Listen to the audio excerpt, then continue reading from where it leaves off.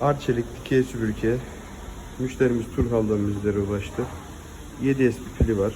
Batarya yenileme işlemi tamamlandı. Her şey yapıldı.